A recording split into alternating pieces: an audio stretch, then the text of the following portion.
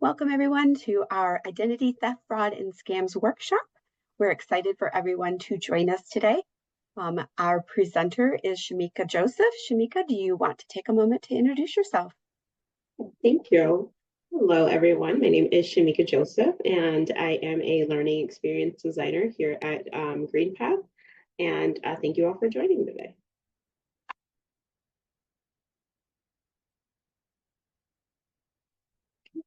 And today's agenda, we will be covering what identity theft, fraud, and scams actually are.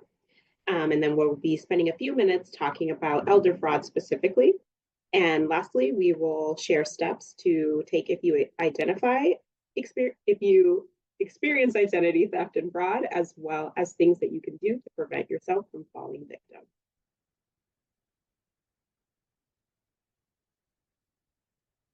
So you may have used the terms identity theft, fraud, and scams used interchangeably. And while they are all related, there are some slight differences between the three things. So let's start by defining these key terms and going through some examples of each. So according to the Federal Trade Commission, identity theft is when someone uses your personal or financial information without your permission. So this can include information such as your name, your social security number, your credit cards, or any bank accounts or numbers.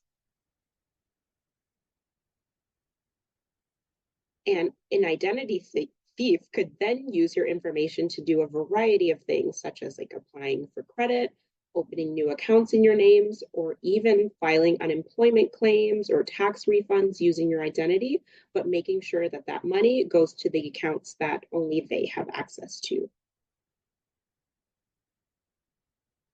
So fraud, on the other hand, is when someone tries to trick you out of personal information and money. And according to the Consumer Financial Protection Bureau, so this is very similar to identity theft, but a key difference is that fraud often involves unauthorized use of existing accounts versus opening up new accounts in your name. So some examples of this might be unauthorized purchases made using your debit card or credit card, or perhaps even forged checks. And so we do just want to spend a couple of minutes talking about some examples of things that are unfortunate, frustrating, and in some cases violating, but are not actually considered fraud.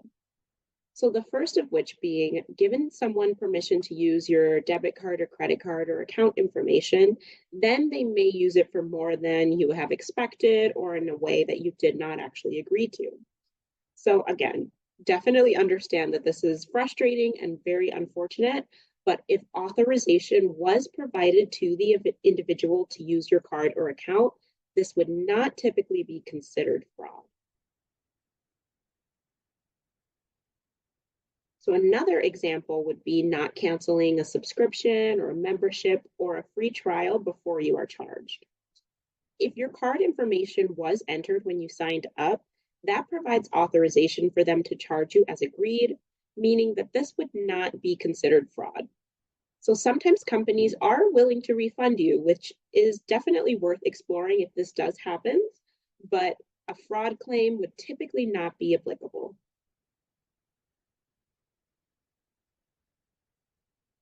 And another example would be if someone who is authorized to use your account, such as like a joint owner or an authorized user, uses it.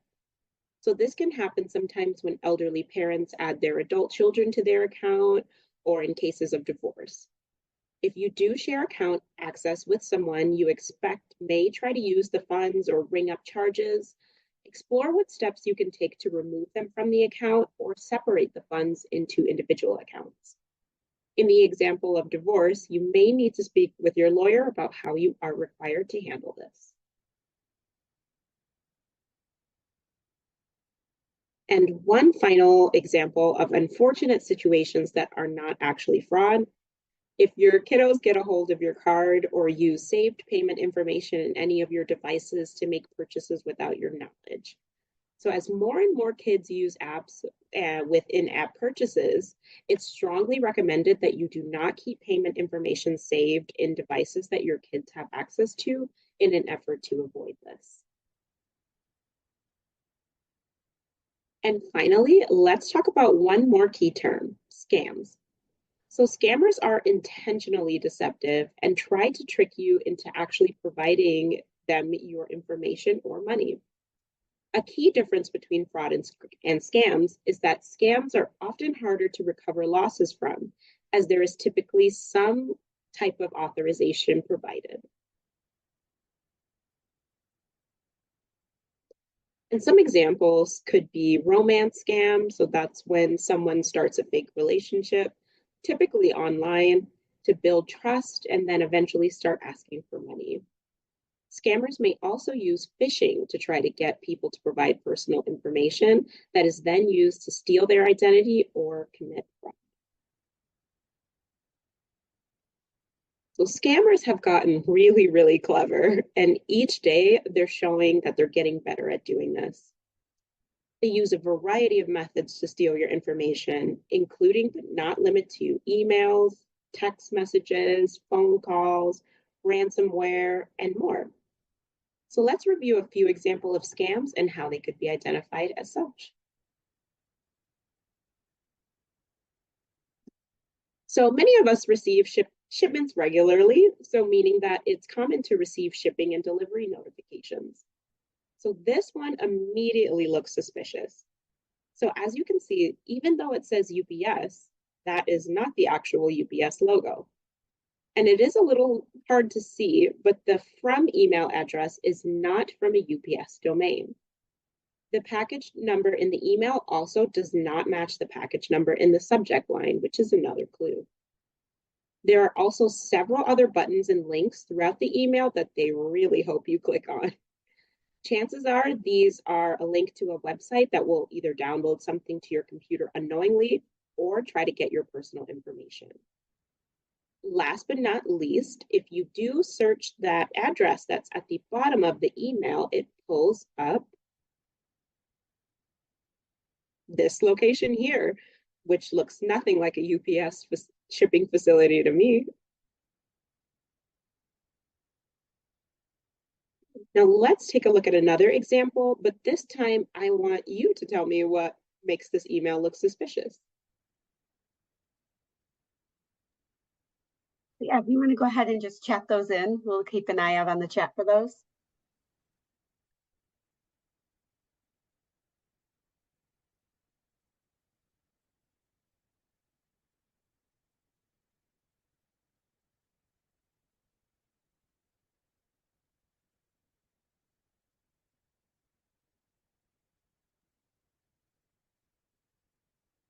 Looks like we have a lot of answers coming in. Spelling issues. Somebody put the use of multiple colors. Spelling, lots of spelling. Dear customer rather than the name of the individual. Old Gmail logo, not personalized, typo. All right. Great work, everyone. So there are a lot of misspellings. That definitely is an old, outdated Gmail logo. And the wording and the sentence structure is odd. The from email address is suspicious. And the links that they want you to click on are definitely odd as well.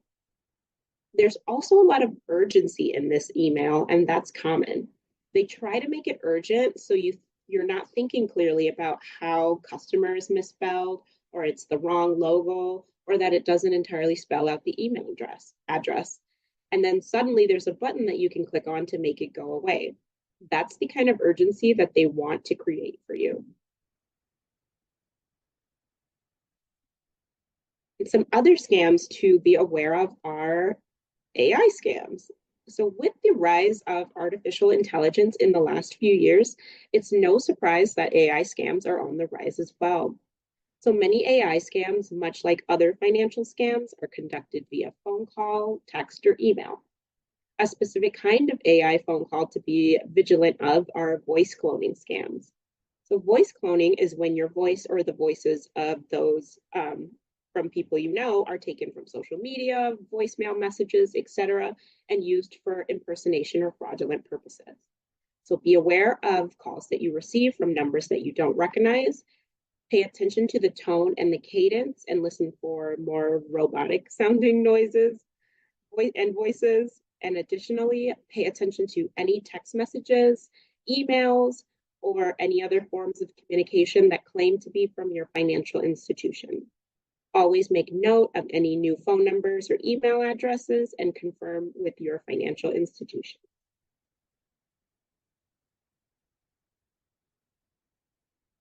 In summary, there are a lot of dishonest people out there who are willing to do some really extreme things to take advantage of honest people, whether it's stealing someone's identity, committing fraud, or scamming someone. As technology has advanced, it is more important than ever to constantly be vigilant to avoid falling victim. There are a lot of ways someone might attempt to access your personal information or your hard-earned funds.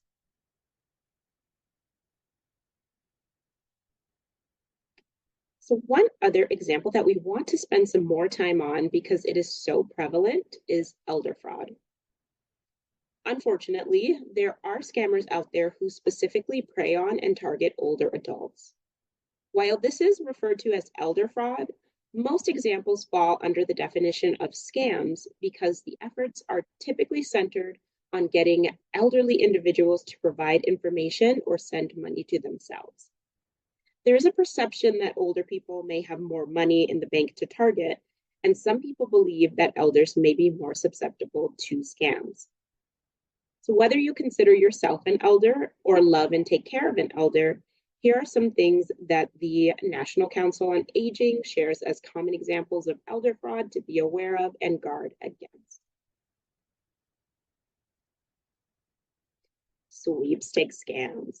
So a sweepstakes scam is when someone tells a person that they have won a prize, like Publishers Clearinghouse or some other lottery. The alleged winner is told that they must send something, perhaps cash, gift cards, money orders, up front to cover the processing fees and claim their prize. After these alleged upfront costs are paid, the scammer then takes that money and runs with no winnings ever materializing. In some cases, the person maybe even sent their winnings up front by way of a check or a money order. The person then may deposit those funds and send their fees and taxes back to the scammer just in time for the deposited check to bounce and for them to be out of that money. And tech support scams are a way of taking advantage of an older person's perceived lack of knowledge and skills when it comes to computers. A message may appear on the person's device, displaying a phone number for them to call for technological support. If the person calls, they may be asked to pay a fee for help or be asked to grant the scammer authorization to remote into their computer, perhaps giving them access to all of their files and information on the saved device, including financial accounts. And the grandparent scam is especially awful. In these situations, a scammer calls and pretends to be the individual's grandchild, asking for urgent help for something like getting out of jail, paying their rent, or something else that is extremely pressing. The fake grandchild usually begs the grandparent not to call anyone, claiming that their parents may be angry with them for getting into this predicament that they're calling for help for. And in this scam, people may be asked to immediately send cash, gift cards, or any other type of money transfer.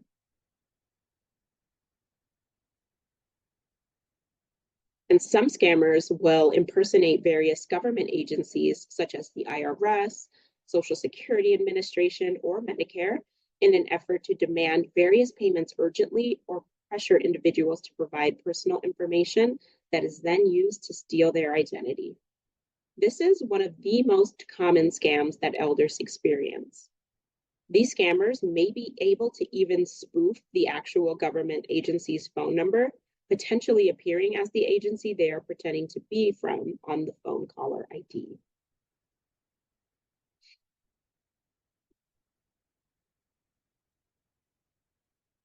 So sometimes, despite being careful and taking extra precautions, identity theft, fraud, and scams still may occur. This can be scary, frustrating, violating, and for some people, even humiliating. We want you to know that if you experience identity theft or fraud, you are not alone. So let's talk about both some signs to watch for and some steps that you can take as soon as you recognize something might not be right.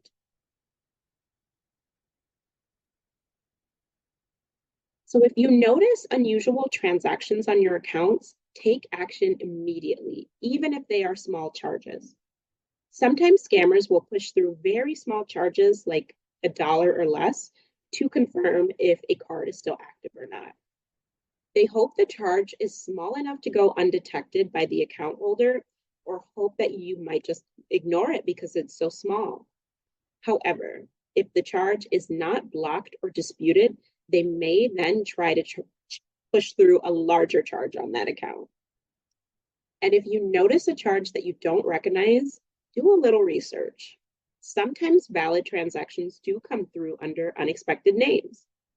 Think back to where you spent money recently and see if the amounts line up, and do some online research under the name that is connected to that transaction.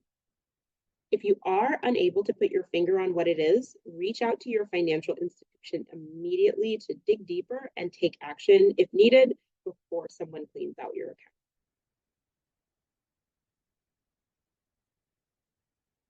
So while it might seem like a relief at first, if you realize that you suddenly stop receiving bills or statements, this can also be a sign that someone has gained access to your accounts and has changed your contact information to avoid you noticing the unauthorized account usage. And on the flip side of that, if you start receiving credit cards or statements in the mail that you know you didn't apply for, this can also be another sign that someone has used your information to apply for credit using your identity. Contact the creditor immediately to research and take action as needed if you received an unexpected credit card in the mail. And another sign that someone may be using your identity is if you are unexpectedly denied credit that you do apply for. So, of course, not every credit denial is an indicator of identity theft, but if you do believe that your credit should be in good standing, dig deep into the denial reason and ensure that it was not a result of identity theft.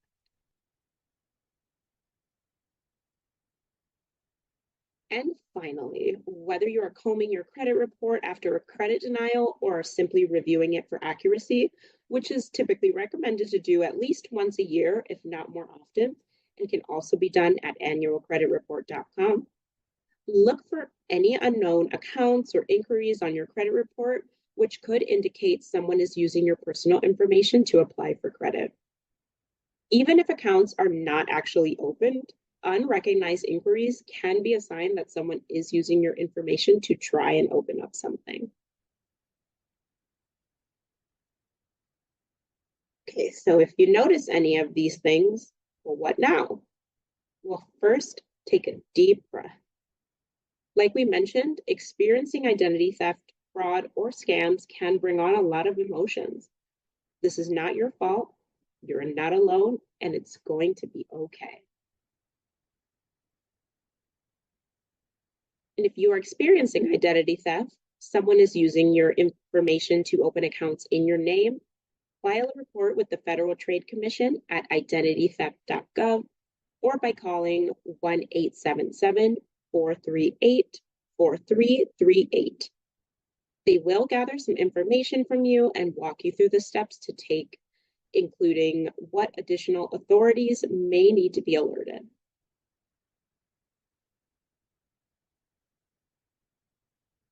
And whether you experience identity theft, fraud, or a scam, alert your financial institution and your creditors immediately. If someone has gained unauthorized access to your accounts or your personal information, you will likely need to close that account and open a new one. Ask about any additional security measures that you can put in place for your accounts as well. You may be instructed to file a police report, and depending on what type of fraud that has occurred. You are also encouraged to place a fraud alert and a freeze on your credit reports by contacting the credit bureaus, TransUnion, Experian, and Equifax. A fraud alert lets anyone who pulls your credit know that your information may have been compromised by fraud or identity theft, so they know to take additional steps to confirm that you are who you say you are. A credit freeze prevents anyone from being able to access your credit report, meaning that this can help prevent new accounts from being opened using your information. It is important to be aware that this does include you as well. So if you need to apply for credit, remember to contact the credit bureaus to lift that freeze first. A credit freeze is a good idea to consider if you are concerned that someone may try to use your information, even if they have not done so yet. If you lose documents containing personal information, or if you're going through a messy divorce or a family situation with someone who knows that you're identifying information, this can be a good precautionary step to take. Yes, it is an extra step to contact the credit bureaus and lift the freeze when you do need to apply for something, but this extra step is much easier than dealing with fraud or identity theft.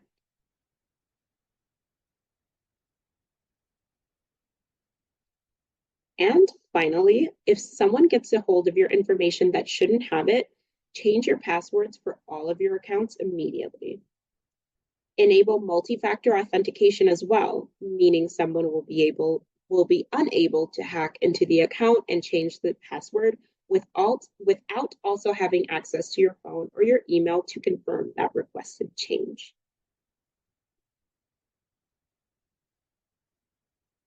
And as we wrap up, we do want to leave you with a few tips to prevent identity theft, fraud, and scams. Unfortunately, there is no guaranteed way to ensure that you will be able to avoid this. Like we mentioned earlier, even the most vigilant of people can still experience this. But just like locked doors does not prevent a criminal from breaking in, it can slow them down and give you some more time to notice what's happening and react quickly before any more damage is done.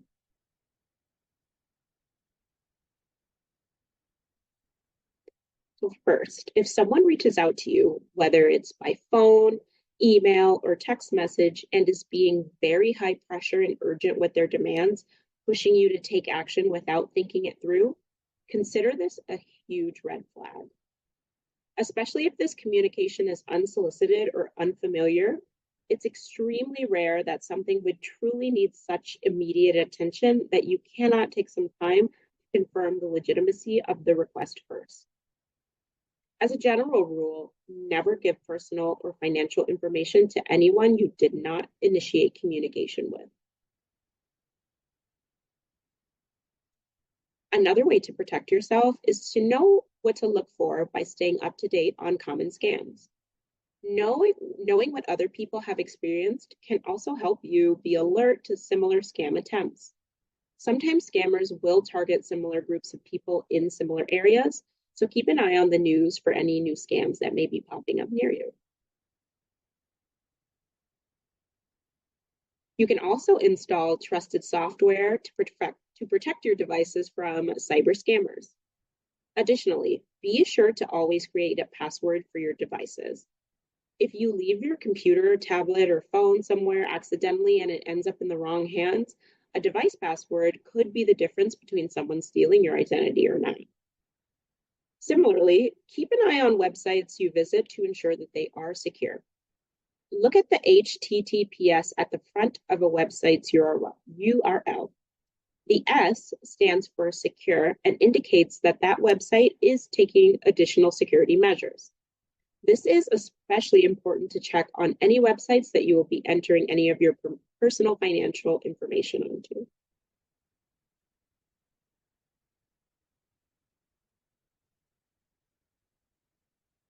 Speaking of, I know, these days everything has to have a password, and we all cringe at the advice to have a strong, unique password for every account, but it really is helpful.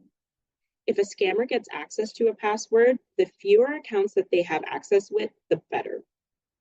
Consider using longer passphrases instead of passwords. They may be easier to remember and more difficult to hack. Use your favorite song lyrics, movie quotes, TV show quotes, something you're grateful for, something you may be looking forward to, your current favorite meal. The possibilities are endless. So not only will a passphrase like this be memorable, but the character length will also be long enough, and you can add additional complexities with uppercase letters, numbers, and special characters to end up with a really strong password. Consider using a trusted, secured password manager on your devices to make it easy to keep track of unique passwords for each account.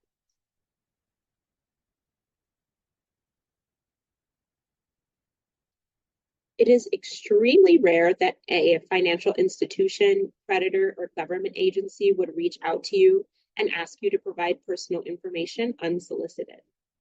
Assume that anyone initiating contact with you and asking you to provide information by phone, email, or text message is suspicious, and do your due diligence before providing it.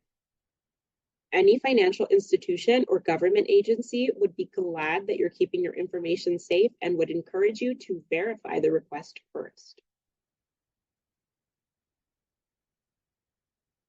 And we mentioned this earlier, but it's also important to keep an eye on your credit report and watch for any unauthorized activity. So you can do this for free at annualcreditreport.com. If you are concerned about someone stealing your identity, remember that you can place a free freeze on your credit reports with the 3 bureaus, ideally to prevent anyone from being able to open any accounts in your name.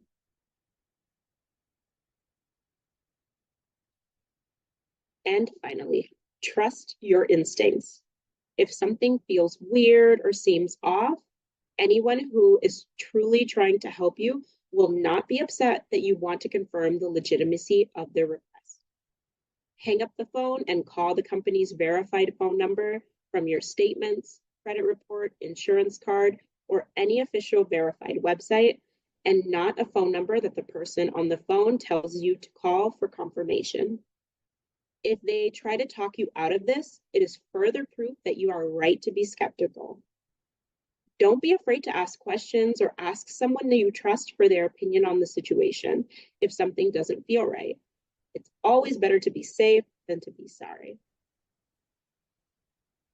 Great. Well, thank you, Shamika. So if you'd like to take a closer look at your specific financial situation, you are welcome and encouraged to call GreenPath Financial Wellness. GreenPath is a nonprofit organization. We provide educational resources to help you lead a financially healthy life. A GreenPath certified counselor can conduct a free confidential financial assessment with you.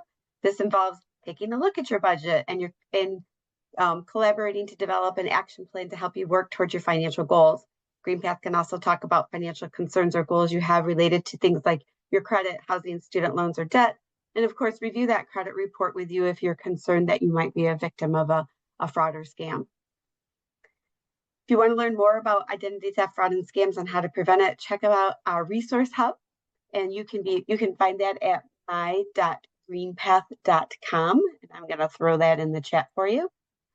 You're going to be able to find a lot of information, different links for the credit bureaus, for the FTC. You're going to find that information on that page as well. Also, I will be sending out a copy of a fraud protection checklist in the email with the recording when I send out to everybody who is registered. So you can use this as a checklist as you're going through things. And another resource we want to share is GreenPath's free online platform, Learning Lab Plus. You'll find online courses that can be completed for free and previously recorded webinars. So a few courses that we do have are on credit, checking, navigating auto buying, and a home buying series. So we do appreciate everyone being here. We're going to spend some time answering any questions that you may have. So definitely, if you haven't already put them into the chat, please do. Or again, you can reach out to us at 844-218-6167 or check us out on our website at my.greenpath.com. I will also throw that information into the chat. All right, so thank you, everyone. Let me go back through and we'll take a look at some of the chats that have come in.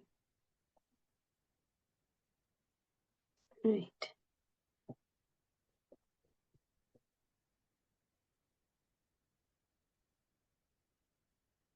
So somebody put in, would this include using your picture with a name other than yours? I mean, that definitely would be a fraud issue if somebody has taken your picture and like implanted it on, say, a fake driver's license or something like that. So if you're aware of that, definitely you would want to report that to the police.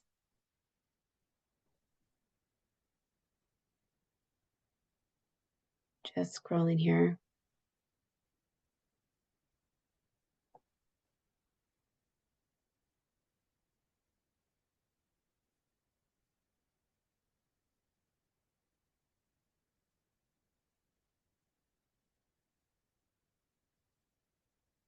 So this person said they get a lot of calls to their business offering business loans, and they say they're following up on a previous call or letter that they did not receive. I've also received calls with the same voice that they give a different name. So is this a common scam? Yes, you're probably going to see these as a very much common scam. You might even be getting text messages saying, oh, you've been pre-approved, just reach out to us. So you want to be, again, if you haven't initiated that interaction, um, don't click on anything, don't respond, don't take that call. So there's a question in here for this presentation, what age is considered an elder? And again, it really depends on the individual. There's no set age. I mean, all of those scams that are targeting elders can also target anybody for that matter.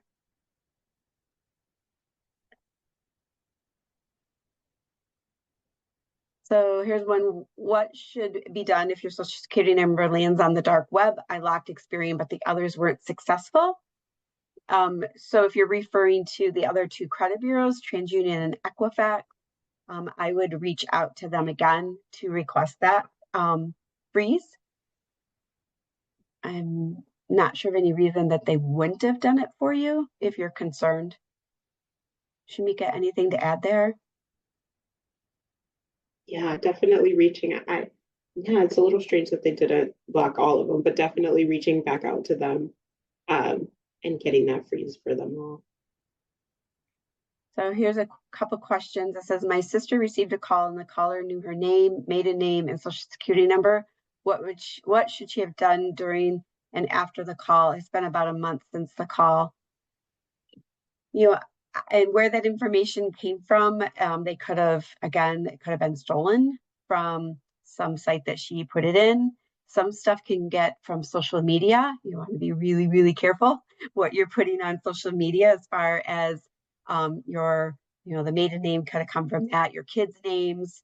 They could, that's how they might be able to find you. I think Shamika had mentioned, that's how they get voices too, is they are trying to clone things that you might have put out there on like TikTok or some other source. Again, I would just be vigilant, checking that credit report regularly. Maybe putting that freeze on that credit report could be helpful. I mean, there's no way to make a report of that if you don't have any additional information.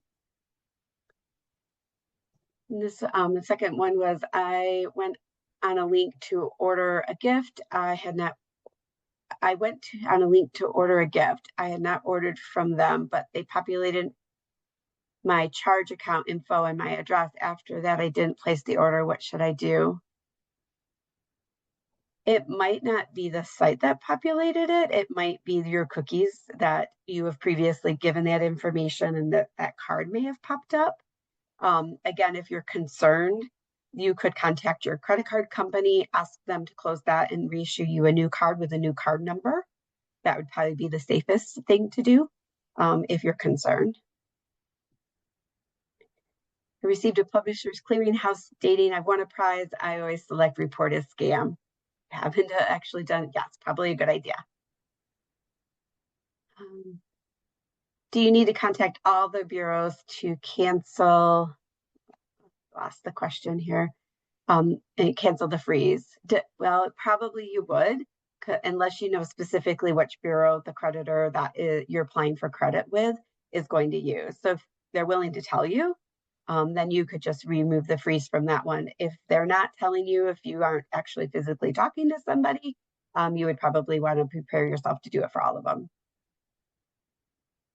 There's a question, how can you prevent SIM swapping? Shamika, any information on that? Well, that one is a little difficult when it comes to SIM swapping. But usually, if there is any kind of odd activity that you see on your phone, like anything that may come up at any notifications that you may receive as far as like it's downloading new information or anything like that, definitely reach out to your phone carrier provider and they will be able to help you stop the SIM swapping that's happening. And also, if you need to get like a new SIM card or things like that, your phone provider will definitely be able to assist you with that.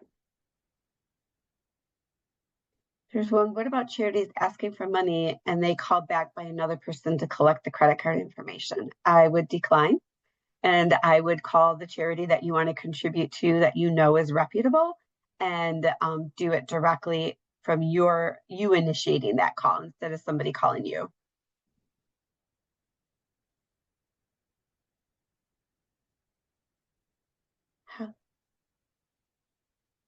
Not sure what this is. How come get back my account Zelle, please? You can give me more information. I'm not sure what the question is. What is the cost of the service? If you're referring to GreenPath, you are welcome to call us. Our counseling services are free. You can reach out to us. We can help you review that credit report to see what's on there, make sure that information is accurate. There's no cost to do that. We can pull a credit report. There's no cost to do that. It is soft inquiry, so it won't impact your credit if we're using, for the purposes that we're using it for.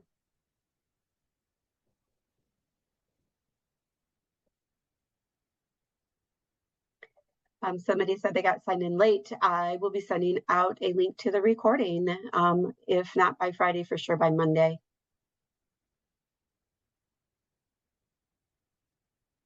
Keep getting text for work from home from companies I've never heard of.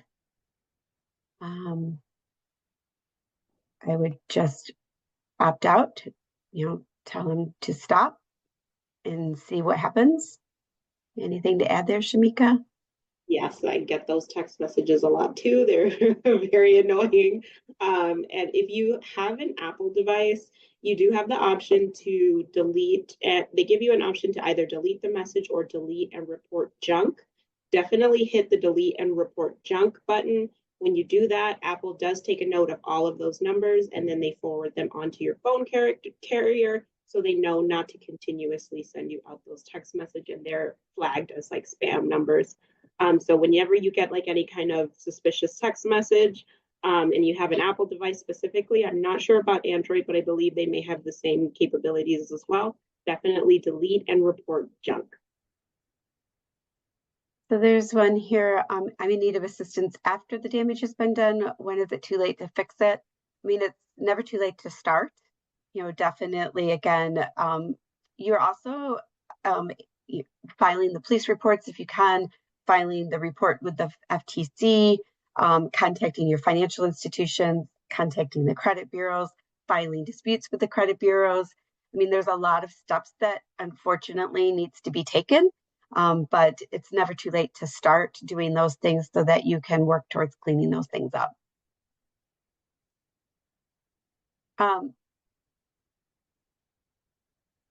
Pros and cons with freezing your credit report. Shamika, do you want to touch on that again?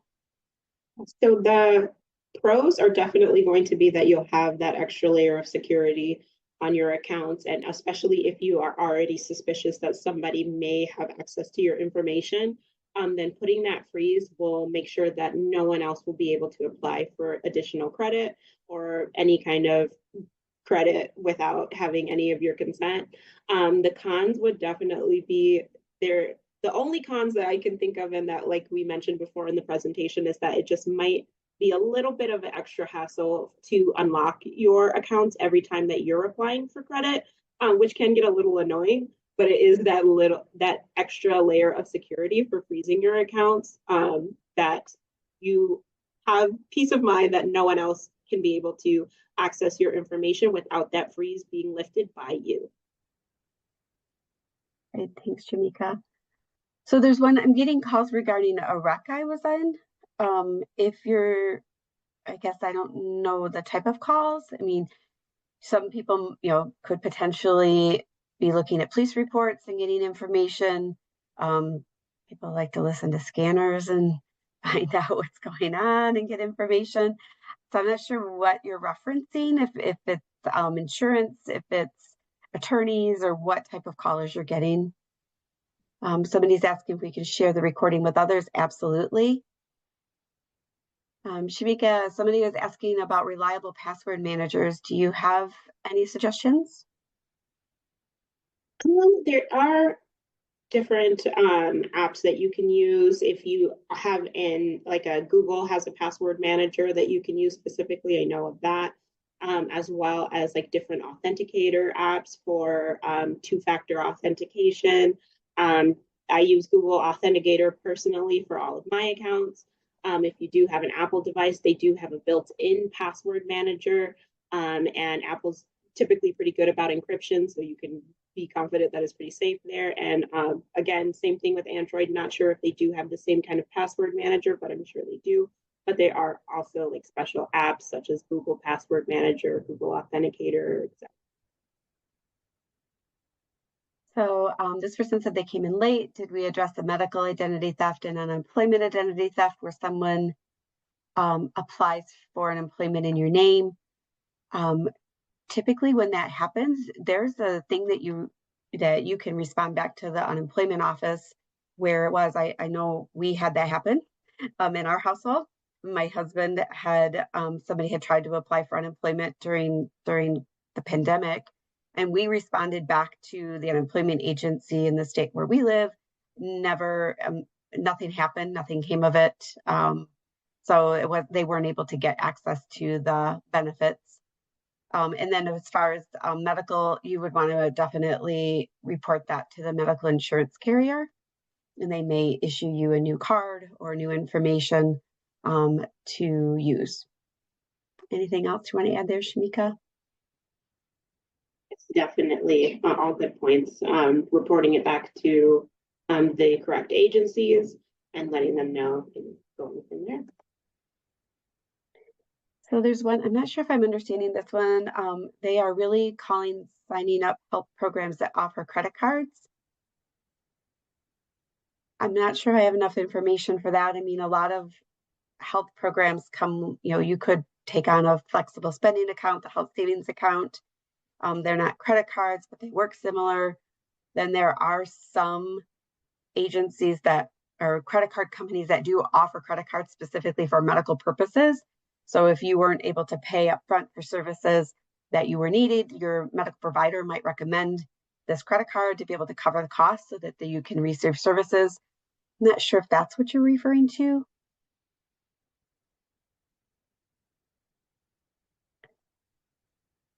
So somebody said somebody was told they had a credit card balance. That's not true. Was it a statement, a call? Was it on the credit report? Of course, you're going to want to dispute it in writing, that you did not open the account if that's the case, that you didn't charge that account, that's the case, and file that dispute so that the credit card company can take it to their fraud team. If I freeze my credit with one credit bureau, does it freeze with all three? No, you're going to need to reach out to all three. What about those scam calls or text? How do you block them? And how do you get your name and phone number? And how do they get your full name and phone number? I'm sure that they probably bought it. It would be my best guess from some place that you've done business with, maybe. As far as getting the contact information, they might have got it off of social media as well, depending on how much you share and if you use social media. For the text messages, you can just opt out of any of those for sure. And then as far as phone calls, there is a way that you can block calls. It does take a little bit of time when you submit the block before the calls will officially stop. Does pretty good job, but then they'll just start calling from another number and you're going to have to probably do it again. Shamika, do you recall what the website is for that Uh, to do the block your calls? I can look for it. I can include that in the follow-up email because off the top of my head, I don't know.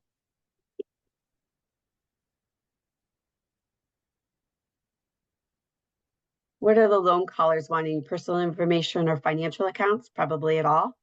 The more information they have, the more damage they're going to be able to do. So again, don't give them anything.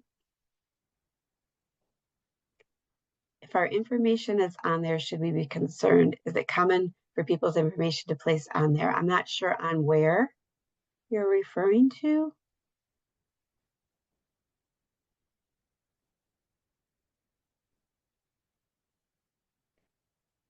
Oh.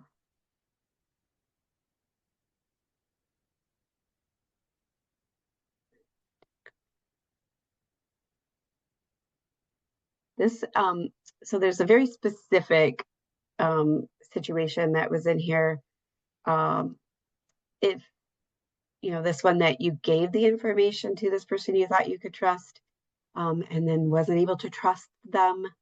If you have questions specific to your situation, I would just recommend giving us a call.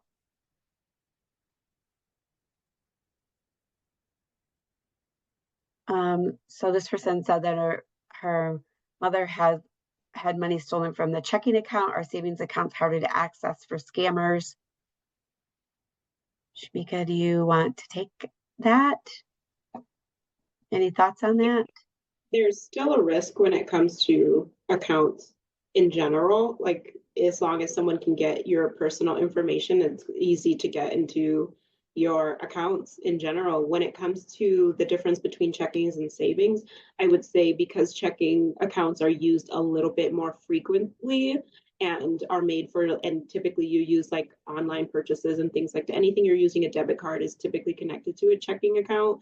So there's a little bit more risk when it comes to the checking accounts in that regard. But checking or savings, as long as someone has social security number, first and last name, just and all of those information, it can be a way to access all of the accounts in general. So still, I would say that frequency of use when it comes to checking accounts has a bit of a factor, and especially since they're used differently for different kinds of purchases. But still, it's good to be vigilant with both checking and savings accounts. Yeah, there's a question about how when businesses that you've done business with get hacked and then you are offered ID protection for a certain period of time, what steps to take? Just diligently maintain reviewing your credit reports. So although it's called annualcreditreport.com, you can get that report weekly if you want to keep tabs on what's getting done and reported there. Two-factor authentication, good to have? Absolutely. I know it's a little bit of a pain, but definitely good to have.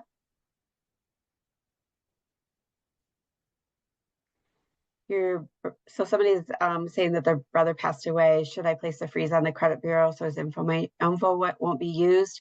I don't think you're going to be able to place a freeze on somebody else's credit bureau.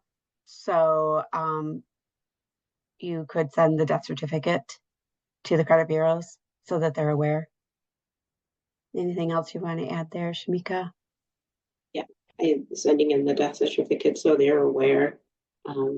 You should send that to any creditors that you were aware as well. Yeah.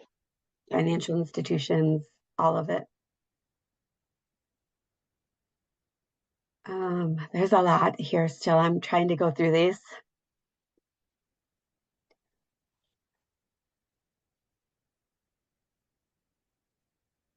Yeah, I mean, I wish I could say somebody's asking here, besides taking all the precautions to keep your credit and debit cards from being compromised, what tips might there to be prevent continuous fraud? I mean, the unfortunate thing is these individuals are getting cleverer and cleverer and find new ways and new ways all the time.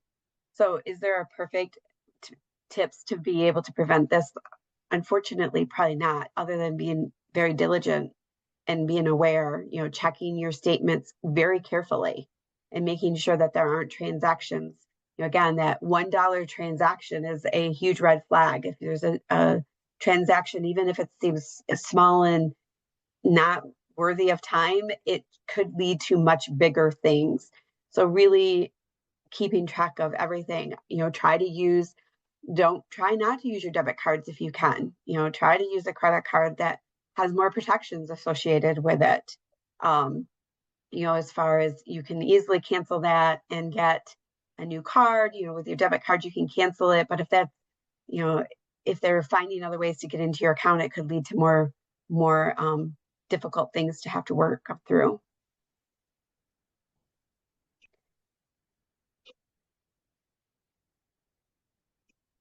Yes, we can help make a budget and review your current situation.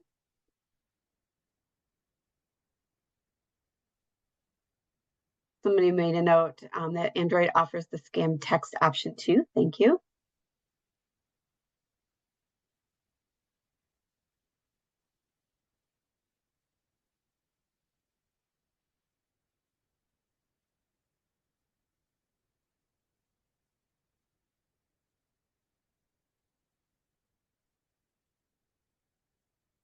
I'm just kind of going through some of these are things we've already said.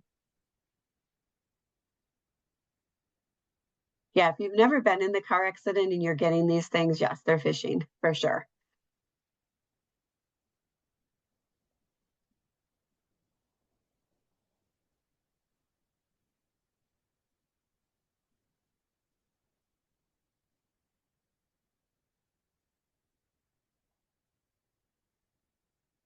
Somebody's talking about they have so many different passwords and pins, and that's why the password managers can be so helpful.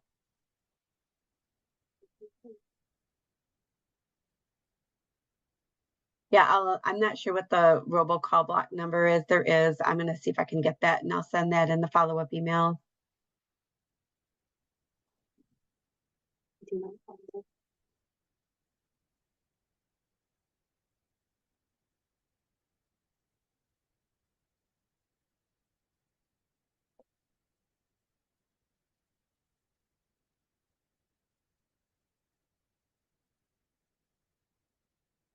All right.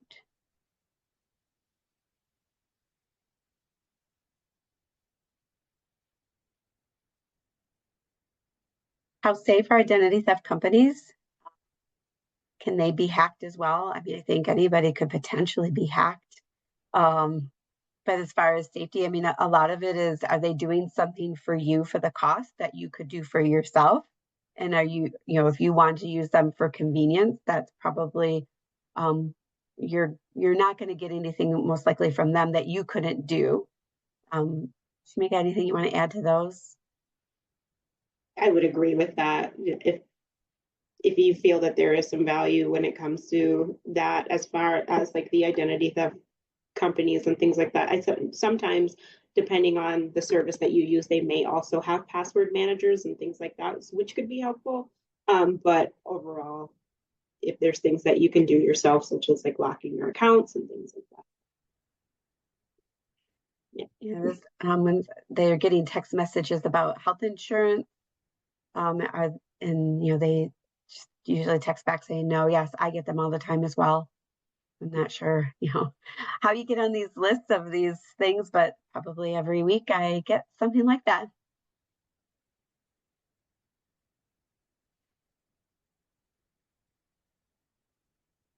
Yeah, if they can't answer general questions about how they heard about you, if they want you to go to a new website that is unfamiliar to you, any of those things, please, please, please don't do those. Just, do not go other places. I mean, you have to be really careful about the websites that they might be directing you to, and they're really, really, again, clever about what they can do. All right, I think we've gone through most of those. If we didn't, I do apologize, but you're welcome to reach out to us if you do have any specific questions that we can assist you with. As I said, we will be sending a follow-up email with some of the resources, with the recording, that you can listen to, share with others. And as I said earlier, you can call us, no cost to talk to us, and be able to help guide through what concerns or questions that you have. All right, well, thank you, everyone. I hope everyone has a wonderful afternoon. Thank you, everyone.